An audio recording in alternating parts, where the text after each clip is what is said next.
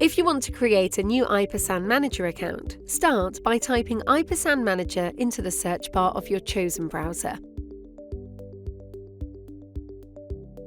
Go to the URL ipassan.com and click the Create an Account button when the new page opens. Now fill in all the required details here, including your email address and a password. You must also enter the unique number on one of your IPassan controllers at this point. Then click Save.